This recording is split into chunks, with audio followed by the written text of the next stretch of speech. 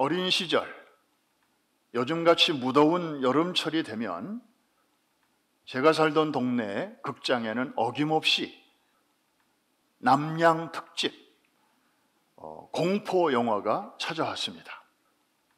제가 지금도 기억하고 있는 대표적인 영화 제목은 월화의 공동묘지였습니다. 산발한 여인이 소복을 입고 입에 칼을 물고 그 칼에서는 피가 뚝뚝뚝뚝 떨어지는, 그래서 그 극장 앞을 지나갈 때는 저는 옷으로 얼굴을 이렇게 감싸고 막 달려갔던 기억이 있습니다. 그런데 1976년에 기존의 공포 영화는 완전히 차원이 다른 호러 무비 하나가 나와서 전 세계적으로 관심을 끌었는데 바로 오맨이라는 영화였습니다. 오컬트 무비의 새로운 장르를 열었던 작품이죠. 우리 교회 성도님들은 제가 가만히 보니까 이 영화도 잘 안 봐요. 시간 나면 성경 보고 기도하고 또 선교하고 그러느라고 영화도 잘 안 보시는 것 같아서 오늘은 제가 영화의 줄거리를 조금 소개를 해드리겠습니다. 영화는 이렇게 시작됩니다. 6월 6일 새벽 6시에 이태리 주재 미국 대사 가정에 한 아기가 태어납니다. 그런데 무슨 영문인지 이 아이는 태어나자마자 죽습니다. 아기가 죽었다는 말을 의사로부터 들은 대사는 아내가 걱정입니다.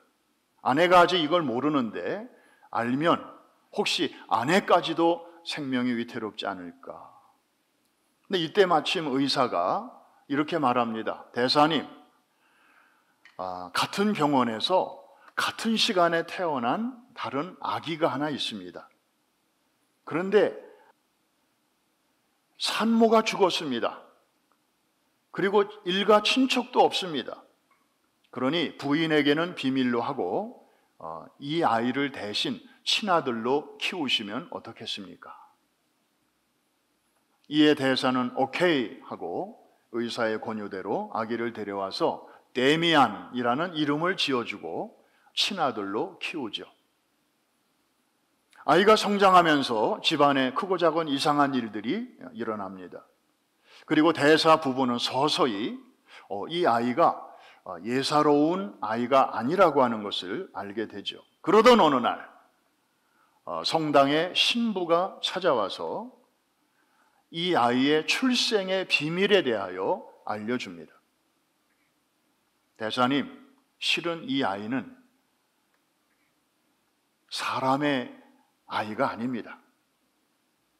자칼이라고 하는 사나운 짐승의 새끼입니다. 그리고 대사님의 아이는 출생 중에 사산이 된 게 아니고 건강한 아이로 태어났는데 짐승에 의해서 살해가 된 것입니다. 그리고 그 아이 대신에 짐승의 자식으로 바꿔치기를 한 것입니다. 깜짝 놀라죠? 저 영화의 포스터를 자세히 한 번 더 보시면 그 아이, 데미안이라고 하는 아이의 그림자를 보십시오. 사람의 그림자가 아니죠. 사나운 짐승의 모습이 보이십니까? 바로 제칼이라고 하는 검은 개 종류의 그런 짐승입니다. 아마 저 영화를 제작하고 각본을 쓴 사람이 요한계시록 13장을 굉장히 연구를 많이 했던 것 같습니다. 거기에 짐승이 등장하거든요. 겉은 사람인데 속은 짐승이라는 거예요. 겉은 인간인데 본체는 마귀의 아들이라는 거죠. 자, 이 데미안의 출생의 비밀과 그 정체를 아는 사람들이 제가 바로 계시록이 말하는 666이라고 하는 것을 알게 된 사람들이 데미안을 이제 죽이려고 하죠. 그런데 그럴 때마다 오히려 그 사람들이 한 사람 한 사람 죽어나가고 결국에는 대사 부부도 경찰에 총을 맞고 죽게 됩니다. 대사 부부의 장례식 날. 가만히 있어보자. 이렇게 영화 얘기를 이렇게 계속 해도 되는 겁니까? 혹시 스포일러? 요즘은 이렇게 대사를, 영화 줄거리를 앞부분만 살짝 얘기해주고 나중에는 얘기를 잘 안 해요. 왜냐하면 다 얘기하면 영화를 볼 때 재미가 없으니까. 근데 이거는 아주 오래된 영화니까. 그 대사 부부의 장례식에 부모를 잃고 홀로 남겨진 이 데미안의 손을 이제 누가 잡아주는가 하면은 미국 대통령 부부가 이 아이의 손을 잡아줍니다. 아마 자기들이 키우기로 했나 봐요.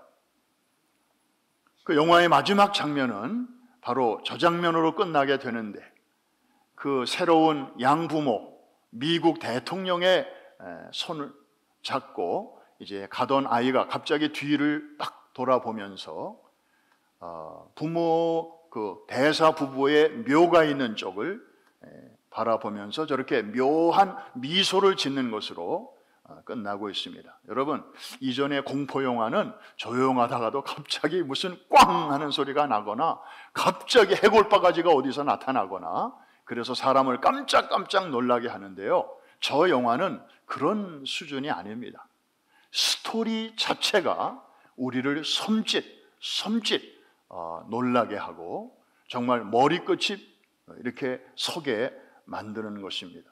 여러분, 저 표정을 잘 보시면 아마 영화 내용을 전체를 이해하시는 분들은 공감하실 것입니다. 마치 이렇게 말하는 것 같아요. 저 아이가, 잘들 봤지?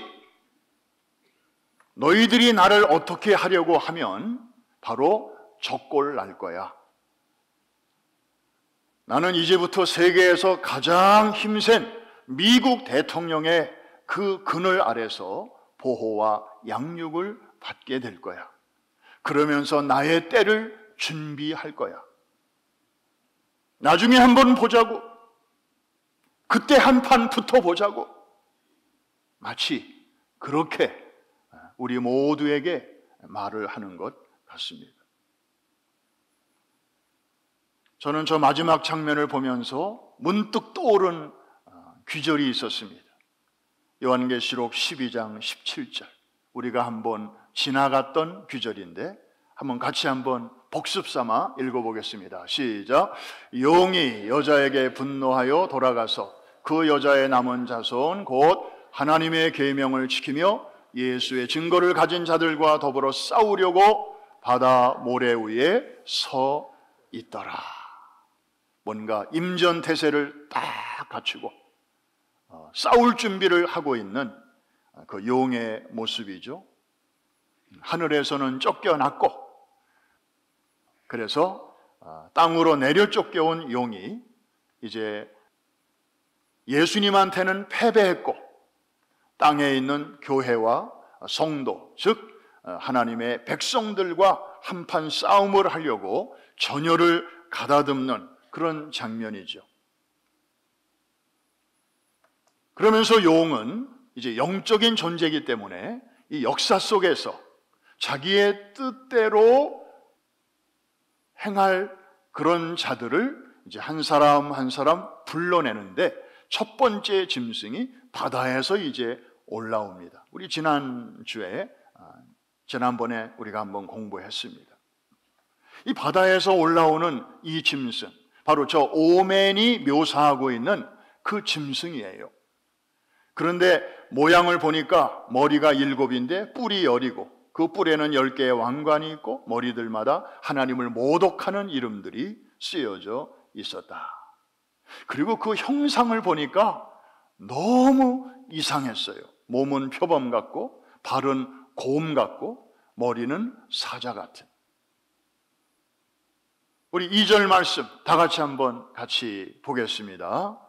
2절 시작. 내가 본 짐승은 표범과 비슷하고 그 발은 곰의 발 같고 그 입은 사자의 입 같은데 용이 자기의 능력과 보좌와 큰 권세를 그에게 주었더라. 그런데 이 짐승의 숫자가 나옵니다. 여러분들이 이미 알고 있는 그 숫자입니다. 우리 17절과 18절이에요. 같이 한번 읽어보겠습니다. 시작. 누구든지 이 표를 가진 자 외에는 매매를 못하게 하니 이 표는 곧 짐승의 이름이나 그 이름의 수라. 지혜가 여기 있으니 총명한 자는 그 짐승의 수를 세어보라. 그것은 사람의 수니 그의 수는 666이더라. 그래서 그 영화를 보면 이 대사 부부가 이 데미안이 잠자는 방에 들어가서 그 머리카락을 이렇게 들춰보니까 거기 정수리 부분에 666이라는 글자가 선명하게 세워져 있음을 보게 되죠. 그러면서 이 아이의 정체가 바로 마귀의 아들, 계시록 13장이 묘사하고 있는 바다에서 올라오는 짐승이라고 하는 것을 확실하게 알게 되죠. 자, 이 666에 대해서는 그동안에 많은 해석이 있어 왔습니다. 그런데 우리가 그런 것들을 참고를 하되 특별한 주의가 요망이 됩니다. 왜냐하면 함부로 해석하면 우리에게 은혜가 되질 않고 오히려 우리의 신앙생활에 큰 혼란을 주기 때문입니다. 그래서 그런지 18절 첫머리에 지혜가 여기 있으니 이렇게 우리에게 주의를 환기시키고 있습니다. 한번 따라해 주실까요? 지혜가 여기 있으니. 그래서 요한계시록은 참 상징이 많은데 그것을 올바로 해석할 수 있는 이 하늘의 지혜가 저에게도 그리고 이 말씀을 듣는 여러분에게도 풍성하게 임하게 되기를 먼저 주님의 이름으로 축복합니다. 크게 두 가지 해석이 있습니다. 둘 다 좋은 참고가 되기 때문에 간단하게 소개합니다. 첫 번째로는 문자적인 해석입니다. 자, 666 무슨 뜻이냐?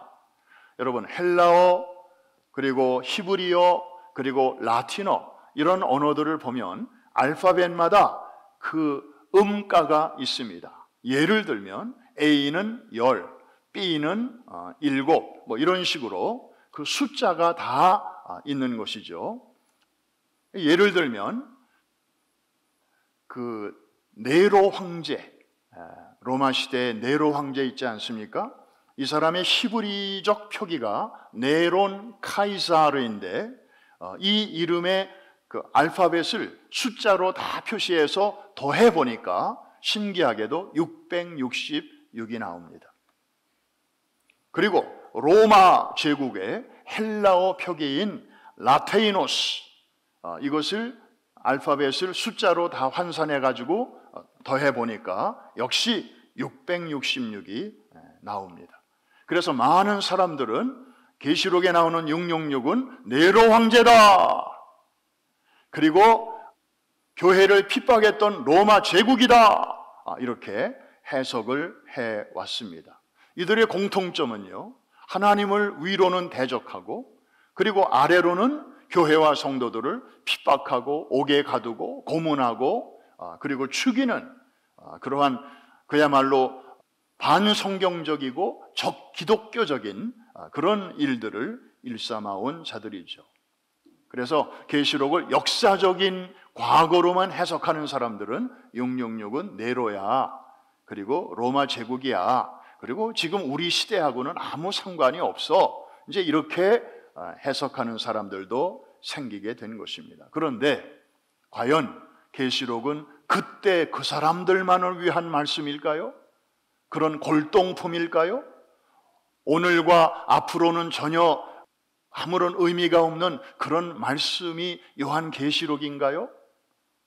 그건 분명히 아닐 텐데, 그래서 그 역사적 해석의 한계를 극복하는 또 하나의 우리가 참고해야 할 해석이 있는데 그것이 바로 상징적 해석이라는 것입니다. 자, 666은 무엇인가? 한마디로 7보다 하나가 모자르는, 그래서 7은 완전수, 하나님의 수인데 6은 항상 거기에 미치지 못하는 불완전 수로 보는 것이죠. 그래서 하나님의 삼위일체는 성부, 성자, 성령 해서 777로 표현할 수 있다면 마귀에게도 삼위일체가 있어요. 마귀가 있고 그 아들 짐승이 있고 그리고 거짓 선지자가 있는데 이 거짓 선지자 부분은 다음 시간에 우리가 다루게 될 것입니다. 그래서 777 그 바로 밑에 666이 있는 것이죠. 그런데 여러분, 이 마귀의 삼위일체인 666이 하나님의 삼위일체인 777에 가장 가깝기는 하지만 결코 거기에 도달할 수는 없습니다. 같아질 수도 없습니다. 마귀가 제 아무리 날뛸지라도 하나님의 거룩하심, 하나님의 의로우심, 무엇보다도 그의 전지전능하신 능력에는 미칠 수가 없습니다.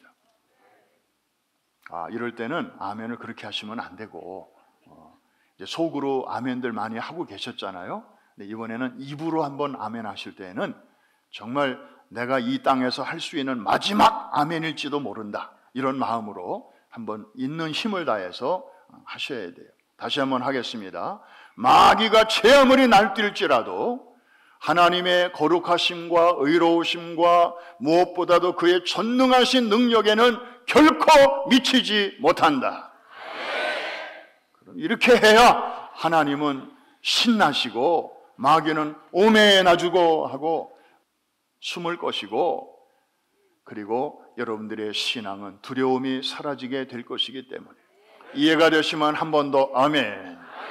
그래서 사탄의 모든 계획과 도모는 처음에는 잘 되는 것 같고 잘 먹혀 들어가는 것 같고 성공하는 것처럼 보이고 한동안은 666의 세상에 오는 것처럼 그렇게 보일지도 모르지만, 그러나 결국에는 그의 모든 계획은 실패하고 또 실패할 것이다. 이것이 666 그의 운명이다. 이렇게 또 줄어들면 안 돼요. 그 몇 초 사이에 또 이렇게 시듭니까? 한 번 더. 그의 계획과 도모는 결국에는 실패하고 또 실패할 것이다. 이게 그의 운명이다. 여러분, 666 두려워할 필요 없습니다. 그 속에는 이미 패배가 들어있는 거예요. 777 앞에. 여러분, 하나님은 유일하신 창조자이십니다. 할렐루야. 그리고 마귀라든지 그의 아들 짐승이라든지 그 다음에 땅에서 올라오는 거짓 선지자, 이런 애들은 다 그냥 피조물이에요. 그러니까 창조주와는 이게 게임이 안 되는 거죠. 근데 창조주 하나님은 우리의 아버지이십니다. 가장 귀한 하나밖에 없는, 여러 아들 중에 하나를 주셨다면 몰라. 그런데 하나밖에 없는 아들을 우리를 위해서 내어 주시면서까지 우리를 당신의 자녀로 삼아주신 그 하나님이 우리의 아버지시고 777의 하나님이시라면 666 문제 없는 줄로 믿습니다. 여러분, 라이언 킹에 나오는 그 유명한 말이 있죠. 하쿠나 마타타. 기억하시나요? No problem. 그죠? 한번 따라해 보세요. 하쿠나 마타타. No problem. 옆에 계신 분에게 한번 하쿠나 마타타. 이 인사 좀 여러분들이 계시록 공부하는 동안에 잘 써먹으시면 좋을 것 같아요. 오직 성부와 성자와 성령 하나님의 뜻만이 결국 우뚝 서게 될 것입니다. 말씀을 마치겠습니다. 미국은 인디언들이 원래 살았던 나라입니다. 그 중에 대표적인 인디언 중에 체로키 인디언이 있습니다. 그들에게서 전해져 오는 그 우화 한 토막을 소개합니다. 두 마리 늑대 이야기입니다. 할아버지가 손자에게 이렇게 말합니다.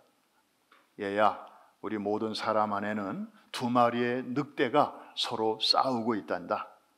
한 마리는 질투, 분노, 욕심, 오만, 열등감, 그리고 자존심 등으로 가득 차서 늘 으르렁거리고, 다른 한 마리는 반대로 희망과 사랑, 평화와 기쁨, 겸손과 진실, 그리고 다른 사람을 향한 연민과 감사로 가득한 늑대지.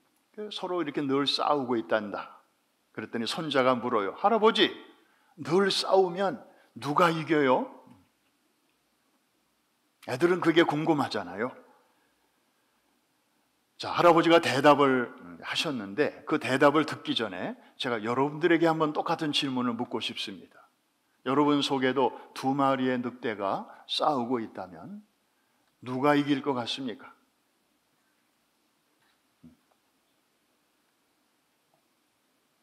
뭐 두 마리 중에 한 마리가 이기겠는데, 좀 싸나운 늑대가 이길 것 같기도 하고, 또 반대로 오히려 사랑과 겸손과 섬김에 그 늑대가 또 이길 것 같기도 한데, 할아버지가 들려주는 대답은 그것도 아니고 저것도 아니고 이것이었습니다. 네가 먹이를 주는 늑대가 이겨. 네가 먹이를 주는 그 늑대가 이긴단다. 무슨 얘기입니까? 여러분, 우리를 에워싼 환경도 물론 중요합니다. 그러나 그 환경을 우리가 어떻게 받아들이고 해석하느냐, 우리의 태도와 마음가짐이 사실은 환경 자체보다도 더 중요하다는 것입니다. 예를 들까요? 여러분, 아담과 하와는 에덴 동산에 있었습니다. 그 에덴 동산은 정말 더없이 좋은 환경이었습니다. Couldn't be better. 어떻게 이보다 더 좋은 환경이 있을 수 있겠습니까? 그런데 그들은 그 한복판에서 뱀의 유혹에 넘어갔습니다. 쓰러졌습니다. 반면에 둘째 아담으로 오신 예수님은 지금 광야에 계십니다. 광야라고 하는 환경은 더 나쁠 수 없는 환경이죠. It couldn't be worse. 아무것도 없어요. 가족도 없고 집도 없고. 그런데 예수님은 그 한복판에서 똑같은 자의 시험과 유혹 앞에서 통쾌한 승리를 거두셨습니다. 승리의 비결은 세 가지였습니다. 물론 예수님은 하나님의 아들이시면서 하나님이셨기 때문에 예수님이니까 그랬지 뭐. 그런데 동시에 예수님은 vere homo vere deus, 참 하나님이신 동시에 참 인간이기도 하셨잖아요. 인간적인 측면에서 볼 때 예수님이 승리하신 비결은 세 가지였습니다. 첫째, 말씀의 검을 사용하셨습니다. 성서대학이 그래서 중요한 거예요. 평안한 시간에 아직 영적 전쟁이 치열하지 않을 때 이 말씀으로 많이 탄약을 비축해 두는 게 중요합니다. 이해가 되시는 분들만 아멘. 전쟁이 치열하게 벌어졌는데 그때 탄약! Too late. 평안한 때 준비해야 되는 것입니다. 두 번째, 예수님은 거기에 깊은 기도로 뒷받침이 되셨습니다. 광야에서 40일 동안에 그냥 가만히 우두커니 계신 게 아니었습니다. 그냥 말씀만 읽고 계셨던 것이 아니었습니다. 금식과 기도로 그 말씀을 내면화시키고 계셨고 당신의 사역을 준비하고 계셨습니다. 그리고 세 번째로는 무엇보다도 성령의 이끌림을 받으셨습니다. 한번 따라해 주시기 바랍니다. 말씀의 검을 사용하셨고 깊은 기도가 뒷받침되셨고 성령의 이끌림을 받으셨다. 그래서 광야라고 하는 척박한 환경 속에서도 주님은 승리하셨습니다. 예수 안에 있는 우리에게도 이 세 가지 무기를 잘 사용하면 우리도 동일한 승리를 거둘 수 있는 길이 활짝 열려 있음을 믿으시면 아멘. 666이 777을 이길 수 없듯이 우리 인간이 666을 이길 수 없습니다. 우리의 지혜나 능력은 그의 비길 바가 되지 않기 때문입니다. 우리 인간은 숫자로 말하면 하나님은 7이고 마귀는 6이라면 지난번에 한번 말씀드렸는데 우리 인간은 5라고 말할 수 있습니다.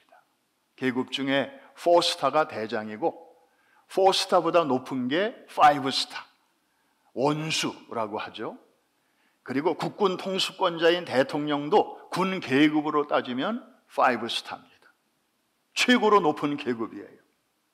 그래서 777이 하나님, 666이 마귀.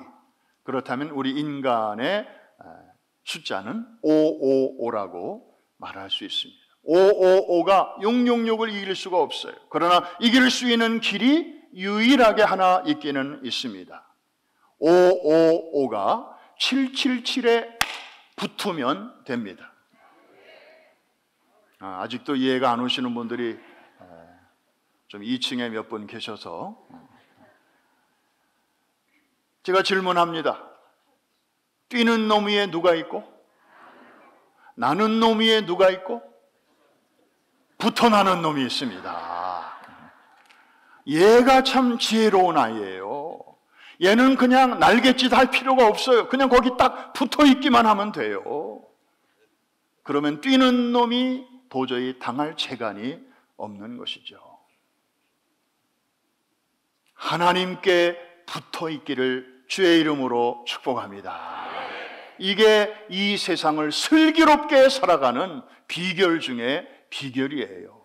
요즘 유튜브 보니까 뭐 슬기로운 무슨 생활, 슬기로운 깜빵 생활, 뭐 슬기로운 뭐 의사 생활, 뭐 별개들이 많이 나오는데, 그러나 그것보다 정말 중요한 것은 슬기로운 신앙생활의 비결은 하나님께 붙어 있는 것입니다. 그러면 5가 7에 붙으면 6을 이기되 물어봅니다. 간신히 이길까요? 아니면 곱빼기로 이길까요? 계산이 빠르시네요. 그러니까 5만 가지고는 안 돼요. 게임이 안 돼요. 그런데 7하고 딱 붙으면요, 이게 갑절로 이깁니다. 할렐루야. 곱빼기로 이깁니다. 간신히 이기는 게 아니라 넉넉히 이깁니다. 그래서 로마서에서 그렇게 선포하고 있지 않습니까? 우리가 넉넉히 이기느니라. 지난주에 성가대에서도 그 찬양을 한번 하셨어요. We are more than conquerors. 그냥 겨우겨우 가까스로 간소한 차이로 이겨나가는 사람들이 아니에요. 우리는 예수 안에서 이미 이겼습니다. 할렐루야. 예수님이 이기셨으니까 용이 하늘에서 더 이상 있을 것을 얻지 못하고 땅으로 내어 쫓겼잖아요. 그래서 눈에 보이는 교회와 성도들을 이제 핍박하는 것뿐인데 그 사실 자체가 이미 용이 패배했음을 우리에게 알려주는 거거든요. 이런 얘기는 정말 귀 있는 자만 들을지어다. 여러분, 666의 세상이 지금 점점 준비가 되어가고 있고 그런 세상으로 이미 되어가고 있습니다. 세계는 지금 그 한 사람을, 주님 오시기 전에 그 한 사람을 애타게 기다리고 있습니다. 최근에 하와이에서도 산불이 나서 90명 가까이, 정말 이 미국에서 이게 웬일입니까? 이 대명천지에 이런 인간의 힘으로도 어떻게 할 수 없는 자연 재해들이 일어나고 있고, 뭐 세계 최강의 나라인 미국도 어떻게 손을 쓸 수 없는 그런 일들이 도처에서 일어나고 있고, 폭염과 그리고 홍수와 그리고 뭐 지진과, 참 신문 보기가, 인터넷 뉴스 보기가 겁이 날 정도로 전에는 듣도 보지도 못했던 그런 새로운 뉴스들이 막 들려오는데, 그러나 여러분, 우리가 이미 공부했습니다. 이런 것들은 겨우 재난의 시작일 뿐이에요. 아직 본론에도 들어가지 않았습니다. 이제 서론입니다. 앞으로 더 충격적인 브레이킹 뉴스들이 여러분들의 눈가에 들어온다 할지라도 여러분, 이 모든 것들은 거쳐야 할 과정이고 그것만을 바라보는 사람들은 두려움에 사로잡힐 것이지만은 서울을 떠나 부산을 향하여 기차 타고 가는 사람은 대전역을 지날 때마다 중간쯤 왔구나. 또 대구역을 지나면 3분의 2쯤 왔구나. 그만큼 종착역이 가까워졌구나. 삼랑진쯤 가면 자다가도 일어나야 되겠구나. 화장실 빨리 갔다 오고 화장 고치고 님 만날 준비를 해야 되겠구나. 여러분, 여행하는 사람도 그 정도의 센스는 있지 않습니까? 하나님의 자녀로서 이 시대를 사는 우리들은 그냥 하루하루 열심히 사는 것만이 아니라 시대와 역사 앞에서 지금 세상이 왜 이렇게 되고 있는지, 그리고 어디로 가고 있는지, 그리고 이 모든 일들의 저 끄트머리에는 어떤 일이 기다리고 있는지, 하나님을 알지 못하는 사람들은요, 이런 어려운 일을 만날 때마다 아이고 정말 세상이 어떻게 되는 거야, 이러다가 정말 파국으로 치닫겠네, 점점 더 어두운 생각만 합니다. 그런데 우리는 이미 성경 요한계시록 공부를 통해서 정말 우리의 종말은, 우리의 미래는 예수 그리스도 안에서 밝고 따뜻한 종말을 하나님이 준비하고 계시다고 하는 것을 우리는 지금 알고 있습니다. 할렐루야. 이게 성경의 결론이고 역사의 끄트머리고 그리고 복음의 하이라이트고 정말 초상집으로 끝나는 게 아니라 어린 양의 혼인잔치라는 잔치집으로 끝나게 될 것을 성경은 우리에게 확약하고 있습니다. 그런 의미에서 정말 이 요한계시록은 우리가 1월 첫 주부터 이제 공부를 시작해서 지금 딱 절반쯤 왔습니다. 앞으로 연말까지 우리가 계속 달려갈 것인데 여러분들의 사명이 참 큽니다. 우리는 우리만의 신앙을 잘 지키는 것으로 만족해서는 안 됩니다. 여러분의 사랑하는 가족들, 또 자녀들, 그리고 그들의 자식들까지 우리가 이 시대적인 복음으로 바로 잘 세워서 오뚜기와 같이 어떤 상황 속에서도 비록 흔들흔들 할지언정 인의 중심을 잡고 이런 일이 되기를 시작하거든 너희는 두려워 말라. 오히려 일어나 머리를 들라. 너희의 구속의 날이 가까웠느니라.